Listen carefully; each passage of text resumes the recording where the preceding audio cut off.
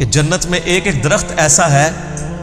کہ اگر ایک گھوڑ سوار 100 سال تک، صحیح بخاری میں آتا ہے 100 سال تک گھوڑے پہ بھاگتا رہے، اس کے سائے سے باہر نہیں نکل سکتا۔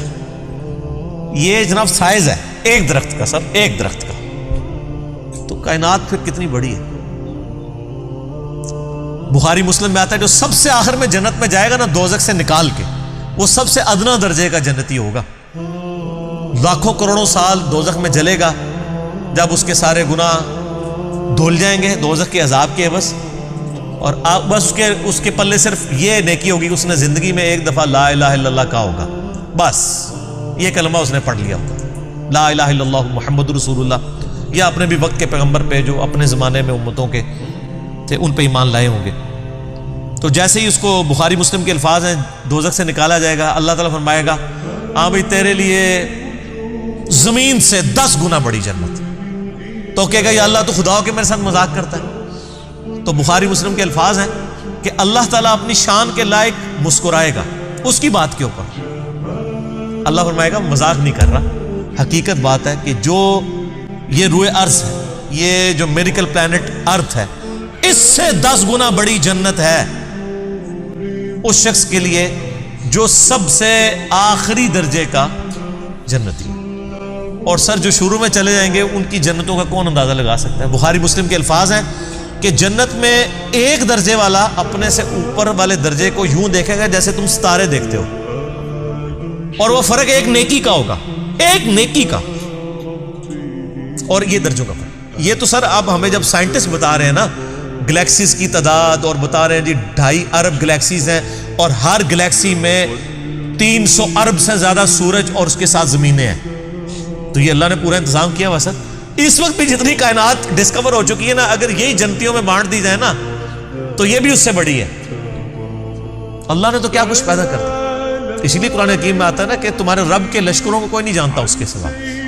ہم تو یہ نہیں مخلوقات کا احاطہ کر ہی نہیں سکتے جو کچھ اللہ نے پیدا فرما دیا۔ تو اللہ تعالیٰ ہمارا ہے کہ ٹہنیوں والے درخت ہوں گے ان جنتوں کے، فَبِأَيِّ آلَاءِ رَبِّكُمَا تُكَذِّبَانِ فِيهِمَا عَيْنَانِ تَجْرِيَانِ، ان باغوں میں 2 چشمے جاری ہوں گے، فَبِأَيِّ آلَاءِ رَبِّكُمَا تُكَذِّبَانِ فِيهِمَا مِن كُلِّ فَاكِهَةٍ زَوْجَانِ، اور ان باغوں میں ہر طرح کے میووں کی بھی 2 قسمیں ہوں گی، ہر میوے کی 2 قسمیں ہوں گی۔ اللہ اکبر۔ فَبِأَيِّ آلَاءِ رَبِّكُمَا تُكَذِّبَانِ مُتَّكِئِينَ عَلَى فُرُشٍ بَطَائِنُهَا مِنْ اِسْتَبْرَقٍ، جو جنتی ہیں وہ تکیہ لگائے بیٹھے ہوں گے بستروں پر جن کے استر جو ہیں وہ گاڑے ریشم کے ہوں گے، وَجَنَ الْجَنَّتَيْنِ دَانٍ، اور دونوں باغوں کا پھل نیچا جھکا ہوگا۔ یہ نہیں ہے کہ جناب آپ وہ درخت اتنے بڑے بڑے ہیں تو جناب آپ کو کوئی سیڑھی لگا کے یا کسی ڈرون میں بیٹھ کے جانا پڑے، نہیں، ٹہنی لٹک رہی ہوں گی، بلکہ اشارہ کریں گے تو ٹہنی اپنے پاس آ جائے گی، اور آپ اس کو پھل کو توڑ کے کھائیں گے، کیونکہ جنت کو تو فنا نہیں ہے، آپ کے توڑ کے ختم ہوگا ایک اور وہاں پہ لگ جائے گا۔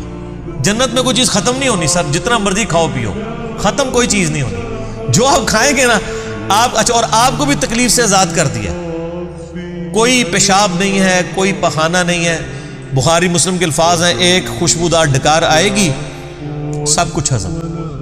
اور کوئی قبض والا معاملہ نہیں ہوگا، کوئی پیٹ خراب ہونے والا نہیں ہوگا،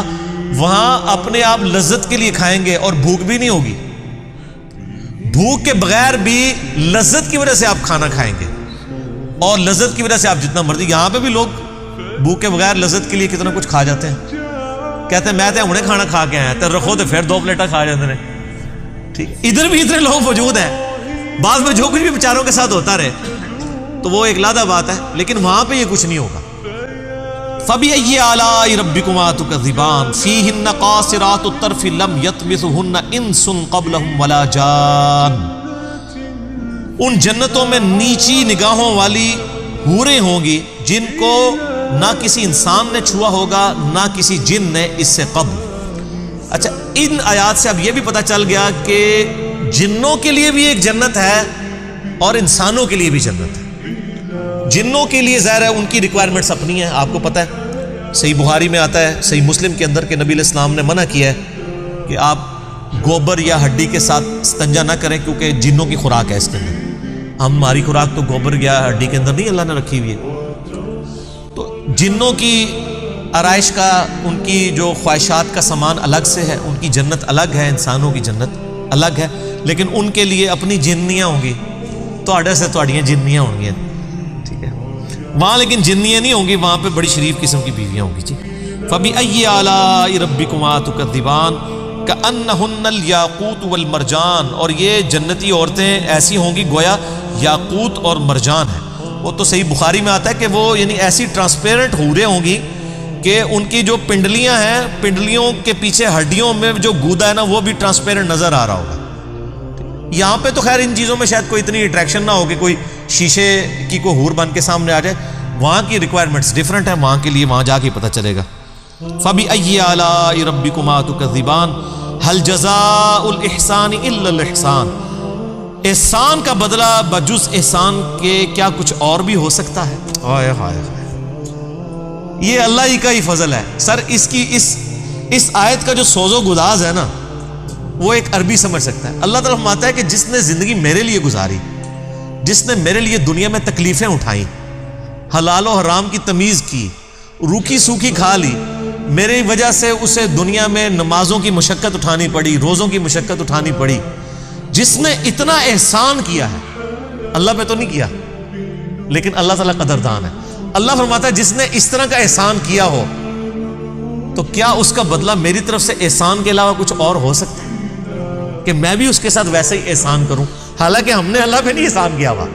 لیکن یہ اللہ تعالیٰ کی قدر شناسی ہے کہ وہ قدر کرتا ہے انسان کہ بتاؤ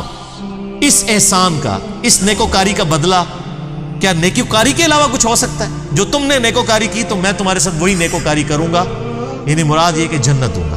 فَبِأَيِّ آلَاءِ رَبِّكُمَا تُكَذِّبَانِ، تو اے جن و انس کے گروہ، تم اپنے رب کی کون کون سی نعمتوں کو جھٹلاؤ گے؟